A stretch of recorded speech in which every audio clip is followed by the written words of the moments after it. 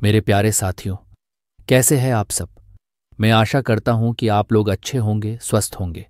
आज मैं फिर से एक सच्ची और डरावनी भूत की कहानी लेकर आया हूं। इस कहानी का नाम है रोजवुड मैनर, एक खौफनाक भूत। आगे कहानी में आप लोग सुनेंगे कि कैसे एक नवविवाहित जोड़ा शैतान के जाल में फंस जाता है, और कहानी बहुत मज़ेदार और डरावनी होने वाली है। तो कहानी अगर अच्छी लगे तो लाइक ज़रूर से करें, और साथ ही ऐसे ही सच्ची और हॉरर की भूतिया कहानी सुनने के लिए चैनल को भी सब्सक्राइब ज़रूर से कर लें। तो चलिए कहानी सुनते हैं। दार्जिलिंग की हरी भरी पहाड़ियों के बीच, जहां हरियाली और सुकून का साम्राज्य है, वहीं एक पुराना और भयानक बंगला अपनी घुटन भरी कहानियों के साथ सुनसान पड़ा है। इस बंगले का नाम रोजवुड मैनर है, जो कभी अपनी खूबसूरती और भव्यता के लिए जाना जाता था, लेकिन अब यह वीरान और खंडहर हो चुका है। चारों तरफ ऊंचे ऊंचे चीड़ के पेड़ बंगले को घेरे हुए हैं, जिनकी शाखाएं शाम होते ही डरावनी परछाइयां डालने लगती हैं। बंगले के चारों ओर एक सन्नाटा पसरा रहता है, जैसे प्रकृति भी इस जगह से डरती हो। इसकी खिड़कियां टूटी हुई हैं, जिनसे रात के अंधेरे में तेज हवाएं अंदर दाखिल होती हैं, मानो कोई छिपा हुआ राज चीख चीख कर बाहर आने की कोशिश कर रहा हो। दीवारों पर पुरानी धुंधली पड़ चुकी पेंटिंग्स टंगी हैं, जो उस ब्रिटिश परिवार की याद दिलाती हैं जिसने यहाँ कभी अपनी खुशहाल जिंदगी गुजारी थी, मगर अब वे सभी किसी अनजाने खौफ के शिकार हो गए थे। स्थानीय लोग इस बंगले के पास से गुजरने से भी डरते हैं। रात के समय वहां से अक्सर किसी महिला की चीखें सुनाई देती हैं, और कई लोगों ने दावा किया है कि उन्होंने बंगले की खिड़कियों पर किसी सफ़ेद साड़ी पहने औरत को खड़ा देखा है। वे कहते हैं कि यह औरत ब्रिटिश परिवार की बेटी की आत्मा है, जो किसी रहस्यमयी कारण से मारी गई थी, और तब से उसकी आत्मा इस बंगले में फंसी हुई है। अजय और स्नेहा की शादी एक प्रेम विवाह थी, जो पूरी तरह से भावनाओं और विश्वास पर आधारित थी। उनकी मुलाकात एक कॉलेज के दौरान हुई थी, जहां अजय एक सीनियर और स्नेहा जूनियर थी। दोनों की रुचियां अलग अलग थीं। अजय को तकनीकी चीज़ों में दिलचस्पी थी, जबकि स्नेहा को कला और रचनात्मकता में।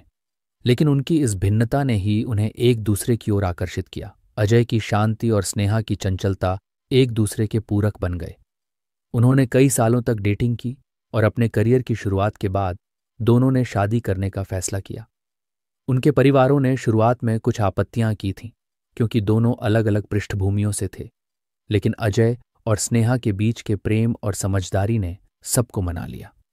शादी के बाद उनकी जिंदगी का सफर अच्छा चल रहा था। दोनों ने मिलकर अपने छोटे से सपनों का घर बसाया, और एक दूसरे के साथ हर पल का आनंद लिया। उनके बीच एक मजबूत बंधन था, जो आपसी सम्मान और विश्वास पर आधारित था। हालांकि समय के साथ उनकी जिंदगी में मुश्किलें आईं, लेकिन उनकी शादी की शुरुआत बेहद खुशनुमा और प्यार भरी थी। धीरे धीरे समय बीतता गया। अजय और स्नेहा की जिंदगी अब पहले की तरह उतनी खुशहाल नहीं रही जितनी उनकी शादी के शुरुआती दिनों में थी। दोनों ही शहर के अलग अलग कोनों से थे। अजय एक सफल सॉफ्टवेयर इंजीनियर था, जिसने अपने करियर में काफी नाम कमाया था, जबकि स्नेहा एक आर्टिस्ट थी, जिसे पेंटिंग और फोटोग्राफी का शौक था। उनकी जिंदगी का शुरुआती दौर बहुत अच्छा रहा। शादी के बाद उन्होंने एक दूसरे के साथ समय बिताने के कई खूबसूरत पल देखे, लेकिन समय के साथ उनकी जिंदगी में कई परेशानियां भी आईं। जब दोनों को लगा कि उनकी जिंदगी पूरी तरह से बिखरने की कगार पर है, तो उन्होंने सोचा कि शायद एक छोटी सी छुट्टी उनके रिश्ते और मानसिक शांति को बेहतर कर सकती है। अजय ने दार्जिलिंग घूमने का सुझाव दिया, क्योंकि उसे हमेशा से पहाड़ों की सुकूनदायक हवा और शांत वातावरण पसंद था। स्नेहा ने भी इस यात्रा को एक ब्रेक के तौर पर लेने का फैसला किया, ताकि वे दोनों अपनी परेशानियों से थोड़ी राहत पा सकें। इस सफर से दोनों को उम्मीद थी कि शायद वे अपनी जिंदगी की परेशानियों से कुछ समय के लिए दूर हो जाएंगे और एक नई शुरुआत कर पाएंगे। लेकिन उन्हें यह अंदाजा नहीं था कि रोजवुड मैनर के खौफनाक रहस्यों के बीच फंसकर उनकी जिंदगी और भी उलझ जाएगी। अजय और स्नेहा दोनों दार्जिलिंग घूमने आए हैं, और रोजवुड मैनर बंगले को किराए पर लेने का फैसला करते हैं, बिना किसी डर के। दार्जिलिंग की यात्रा अजय और स्नेहा के लिए एक नई शुरुआत की तरह थी। उन्होंने सोचा था कि पहाड़ों की शांति और सुंदरता उनकी परेशानियों को कुछ हद तक कम कर देगी। दोनों जब रोजवुड मैनर 1 पहुंचे तो उन्हें बंगले का पुराना और रहस्यमयी माहौल थोड़ा अजीब लगा, लेकिन उन्होंने इसे अपने एडवेंचर का हिस्सा मान लिया। बंगले के अंदर जाते ही उन्हें महसूस हुआ कि यहाँ एक अजीब सी ठंडक है, जो सिर्फ दार्जिलिंग के ठंडे मौसम की वजह से नहीं थी। बंगले के अंदर की पुरानी दीवारें, धूल से ढके फर्नीचर और टूटी खिड़कियां इसे और भी डरावना बना रही थीं। हर कमरे में एक अजीब सी चुप्पी थी, जो कभी कभी हवाओं के साथ और भी भारी हो जाती थी। फिर भी अजय ने इसे सिर्फ एक पुरानी वीरान जगह के तौर पर लिया, जबकि स्नेहा के मन में अनजाना डर बसने लगा था। उन्होंने जल्दी से अपना सामान रखा और बंगले का थोड़ा बहुत जायजा लिया। हालांकि कुछ भी सामान्य नहीं था, लेकिन थकान के कारण दोनों सोने के लिए अपने कमरे में चले गए। रात के सन्नाटे में सब कुछ शांत था। हवाओं की सरसराहट और जंगल की हल्की आवाजों के अलावा कुछ सुनाई नहीं दे रहा था। दोनों गहरी नींद में सो रहे थे, लेकिन रात के बीच अचानक स्नेहा की नींद एक दर्दनाक, दिल दहलाने वाली आवाज से टूट गई। आवाज जैसे कोई औरत बहुत दर्द में रो रही हो। वह घबराकर उठी और इधर उधर देखा, लेकिन कमरे में कुछ नहीं था। स्नेहा ने तुरंत अजय को जगाया। अजय, सुनो, मुझे किसी के रोने की आवाज सुनाई दी है। अजय, जो गहरी नींद में था, आंखें मसलते हुए बोला, स्नेहा, तुमने शायद सपना देखा होगा। ये पुराना बंगला है, यहां ऐसे ध्वनियां आना सामान्य है। सो जाओ। लेकिन स्नेहा को यह बात हजम नहीं हो रही थी। उस दर्द भरी आवाज में कुछ ऐसा था जो उसकी आत्मा को हिला गया था। वह उठकर खिड़की की ओर बढ़ी। खिड़की से बाहर घना कोहरा फैला हुआ था और चारों ओर सन्नाटा पसरा हुआ था। लेकिन अचानक उसे कोहरे के बीच कुछ अजीब दिखा, एक साया। धुंध में डूबी वह आकृति धीरे धीरे बंगले की तरफ बढ़ रही थी। स्नेहा की सांसें थम गईं। वह साया इंसानी था, लेकिन उसकी चाल सामान्य नहीं थी। स्नेहा ने तुरंत खिड़की के पर्दे खींच दिए और भागकर बिस्तर में लेट गई। उसके दिल की धड़कनें तेज हो गई थीं, लेकिन वह इस बारे में अजय को बताने से बची, क्योंकि उसने पहले ही इसे भ्रम मानकर टाल दिया था। हालांकि अजय फिर से सो गया, लेकिन स्नेहा की आंखों में नींद गायब हो चुकी थी। उसे महसूस हो रहा था कि कमरे का माहौल कुछ बदल रहा है। हवा में अजीब सी ठंडक आ गई थी, जो उसकी त्वचा में चुभने लगी थी। उसे ऐसा लगा जैसे कमरे में कोई और भी मौजूद है, लेकिन वह कोई इंसान नहीं था। हर कोने से उसे किसी की निगाहें महसूस हो रही थी। अचानक कमरे के दरवाजे पर धीमी खटखटाहट सुनाई दी। स्नेहा का दिल एक पल के लिए थम सा गया। वह बिस्तर से उठना चाहती थी, लेकिन उसकी हिम्मत जवाब दे रही थी। वह बस अजय के पास बैठी रही, जो अब भी गहरी नींद में था। दरवाजे पर खटखटाहट धीरे धीरे और तेज होने लगी, मानो कोई अंदर आने की कोशिश कर रहा हो। स्नेहा ने बड़ी मुश्किल से खुद को संभाला और डरते डरते दरवाजे के पास गई। लेकिन जैसे ही उसने दरवाजा खोला, बाहर कोई नहीं था, सिर्फ घना कोहरा और एक अजीब सी चुप्पी। स्नेहा अब बुरी तरह डर चुकी थी। वह समझ नहीं पा रही थी कि जो कुछ भी उसने महसूस किया वह वास्तविक था या उसका वहम। बंगले की यह पहली रात ही उसके लिए एक बुरे सपने जैसी थी। उसने सोचा कि शायद ये सब सिर्फ उसका डर है, लेकिन अंदर ही अंदर उसे एहसास हो रहा था कि बंगले में कुछ बेहद अजीब और खौफनाक है। अजय के बार बार समझाने के बावजूद स्नेहा की बेचैनी कम नहीं हुई। अगले दिन वे इस रहस्यमयी बंगले के बारे में और जानने का फैसला करती है, लेकिन उसे अंदाजा नहीं था कि वह जिस सच का सामना करने वाली थी वह उनकी जिंदगी को हमेशा के लिए बदल देगा। अगले दिन सुबह स्नेहा ने अजय से इस बारे में दोबारा बात करने की कोशिश की। वो बहुत परेशान थी और उसे बंगले के माहौल से अजीब सी घुटन महसूस हो रही थी। अजय, तुम्हें नहीं लगता कि यहां कुछ अजीब है? मैं सच में कह रही हूं, मैंने रात में किसी औरत के रोने की आवाज सुनी थी और खिड़की के बाहर कोई साया देखा था। स्नेहा ने घबराते हुए कहा। स्नेहा, तुम शायद बहुत थकी हुई हो और इस पुरानी जगह का माहौल तुम्हें परेशान कर रहा है। हमें थोड़ी देर के लिए बाहर चलकर घूमना चाहिए, इससे तुम्हारा ध्यान हट जाएगा। अजय ने उसे सांत्वना देने की कोशिश की। स्नेहा ने उसकी बात मानी, लेकिन उसके मन में ताज़ा थी। उसे यह सोचकर भी अजीब लग रहा था कि क्या वास्तव में वह सिर्फ उसका वहम था या कुछ और था जो बंगले की दीवारों के पीछे छुपा हुआ था।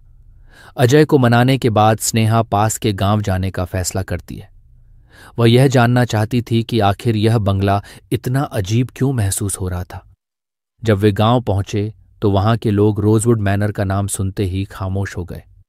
उनके चेहरों पर डर और चिंता साफ झलक रही थी। स्नेहा ने गांव की एक चाय की दुकान में बैठकर वहां के लोगों से इस बंगले के बारे में पूछना शुरू किया, लेकिन ज्यादातर लोग या तो उसकी बात अनसुनी कर रहे थे या उसे कुछ बताने से कतराते थे। आखिरकार एक बूढ़ा आदमी, जिसका चेहरा झुर्रियों से भरा हुआ था और आंखों में अजीब सी चमक थी, स्नेहा के पास आया। वह उसकी बातों को ध्यान से सुन रहा था। बेटी, तुम जिस बंगले में रुकी हो वह जगह शापित है, बूढ़े आदमी ने धीमी और गंभीर आवाज में कहा। स्नेहा की धड़कनें तेज हो गईं। वह सोचने लगी कि आखिर वह क्या सुनने वाली है। कई साल पहले यहां एक ब्रिटिश परिवार रहा करता था। उस परिवार की एक महिला थी, लेडी एलिजाबेथ। वह बेहद खूबसूरत और दयालु थी, लेकिन उसकी जिंदगी दुख और दर्द से भरी थी। कहा जाता है कि उसके पति ने उसे छोड़ दिया था और वह अकेलेपन में धीरे धीरे पागल होने लगी थी। एक रात उसकी रहस्यमयी हालात में मौत हो गई। गांव के लोग आज तक नहीं जानते कि वह आत्महत्या थी या किसी ने उसकी हत्या की थी, लेकिन तब से उसकी आत्मा उस बंगले में कैद है। स्नेहा के शरीर में सिहरन दौड़ गई। वह ध्यान से बूढ़े आदमी की बातें सुन रही थी। जो भी उस बंगले में रहने आता है वह कभी वापस नहीं आता। उसकी आत्मा उन्हें अपने साथ ले जाती है। बूढ़े ने और डरावनी आवाज में कहा, क्या आप जानते हैं कि यह सच है? क्या सच में कोई ऐसी आत्मा है? स्नेहा ने हिम्मत जुटाकर पूछा। हम सब यहीं रहते हैं बेटी। अगर यह सच नहीं होता तो इतने सालों से वह बंगला वीरान क्यों पड़ा रहता? कोई भी उस जगह रात बिताने की हिम्मत नहीं करता। तुम्हें भी वहां से निकल जाना चाहिए, इससे पहले कि बहुत देर हो जाए। बूढ़े आदमी ने उसे चेताया। स्नेहा का दिल तेजी से धड़कने लगा।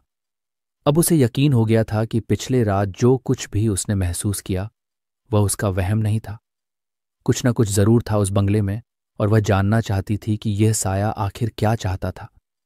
स्नेहा ने अजय से इस बारे में बात की, लेकिन अजय ने इसे भी महज गांव की किसी पुरानी कहानी का हिस्सा समझा। स्नेहा, ये सिर्फ लोगों की बातें हैं। हर पुरानी जगह के बारे में ऐसी कहानियां होती हैं। हमें परेशान होने की जरूरत नहीं है।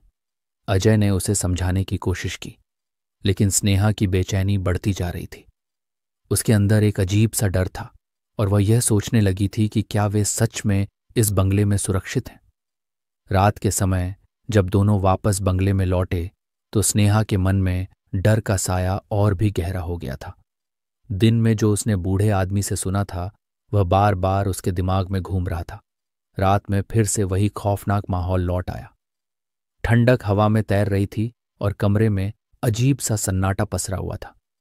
स्नेहा की आंखें बंद थीं, लेकिन उसे महसूस हो रहा था कि कमरे में कोई और भी मौजूद है।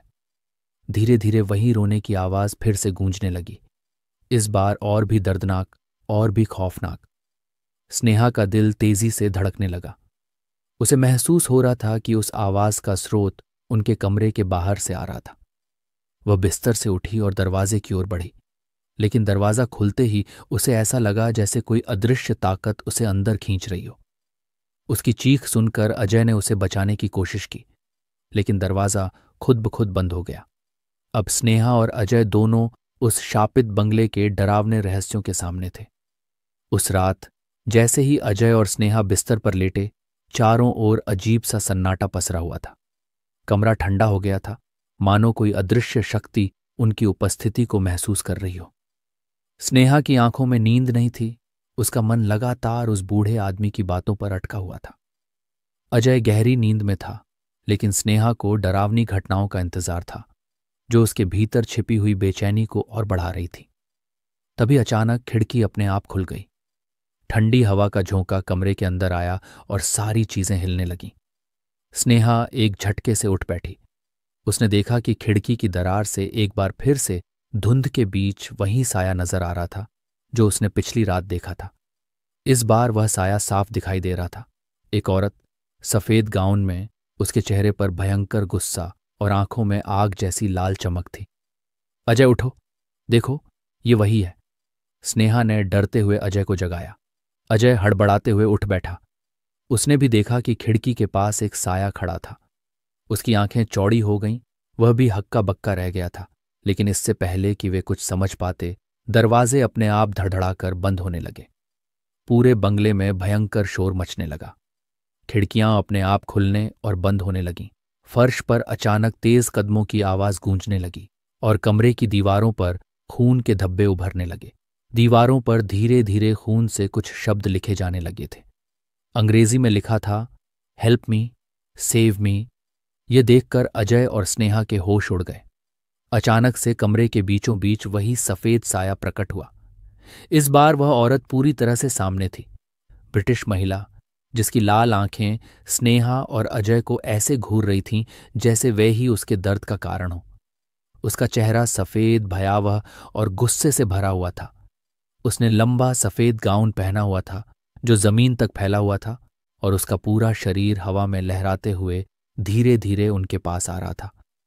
स्नेहा को ऐसा महसूस हुआ जैसे वह औरत उनकी ओर बढ़ रही है। उसकी लाल आंखों में भयंकर गुस्सा और दर्द दोनों साफ झलक रहे थे। कौन हो तुम और हमसे क्या चाहती हो? स्नेहा ने कांपते हुए पूछा। लेकिन उस साया ने कुछ नहीं कहा। वो बस लगातार उनकी ओर देखती रही। उसकी आंखों से खून के आंसू बह रहे थे। तभी कमरे में एक तेज चीख सुनाई दी, मानो कोई अपनी आत्मा से लड़ रहा हो। कमरे की दीवारों से फिर से खून टपकने लगा और खून से वही शब्द उभरने लगे, हेल्प मी। स्नेहा का दिमाग सुन्न हो गया। अजय ने स्नेहा को पकड़ लिया और दोनों दरवाजे की तरफ भागने लगे, लेकिन दरवाजा बंद हो चुका था। अचानक वह साया कुछ बोलने लगा। उसकी आवाज कड़क थी, जैसे कई दर्द भरे सालों का बोझ उस पर था। मैं एलिजाबेथ हूं। मैं इसी बंगले की मालिक थी। सालों पहले मेरे पति ने मुझे छोड़ दिया था और मैं यहां अकेली रह गई थी। मेरे साथ धोखा हुआ। मेरी आत्मा यहां फंसी रह गई। मुझे न्याय चाहिए। मैं अपने दर्द से मुक्त होना चाहती हूं। उसकी आवाज कमरे में गूंज रही थी। अजय और स्नेहा की आंखों में डर और बेचैनी साफ झलक रही थी। एलिजाबेथ की आत्मा का दर्द महसूस किया जा सकता था। तुम्हें मेरी मदद करनी होगी। मेरी आत्मा तभी मुक्त होगी जब सच सामने आएगा। मुझे न्याय चाहिए, एलिजाबेथ ने कहा और फिर धीरे धीरे हवा में घुलने लगी। अजय और स्नेहा यह सुनकर बिल्कुल सहम गए। अगले दिन अजय और स्नेहा ने फैसला किया कि उन्हें इस रहस्य का पता लगाना होगा। उन्होंने गांव के उसी बूढ़े आदमी से फिर से मुलाकात की जिसने उन्हें पहले ही इस बंगले के बारे में चेताया था। बूढ़े आदमी ने बताया कि एलिजाबेथ की मौत के बाद गांव के कुछ लोगों ने उसे पागल घोषित कर दिया था, लेकिन उसकी मौत के पीछे की सच्चाई कभी उजागर नहीं हो सकी। कुछ लोग मानते थे कि उसे मार दिया गया था और उसकी आत्मा इस दुनिया से मुक्ति पाने के लिए न्याय चाहती है। आपको इस आत्मा की मदद करनी होगी, बूढ़े आदमी ने कहा।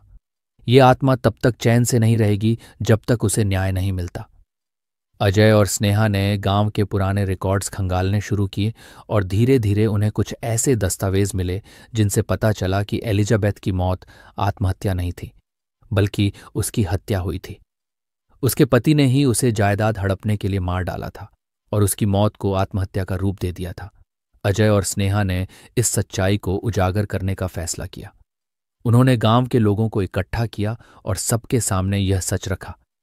जब यह सच्चाई सबके सामने आई तो एक रात रोजवुड मैनर में फिर से अजीब घटनाएं होने लगीं। इस बार अजय और स्नेहा ने देखा कि वह आत्मा फिर से प्रकट हुई, लेकिन इस बार उसकी आंखों में गुस्सा नहीं था। उसने एक अंतिम बार उनकी ओर देखा और धीरे धीरे हवा में विलीन हो गई। अब बंगले का खौफ खत्म हो चुका था। एलिजाबेथ की आत्मा को आखिर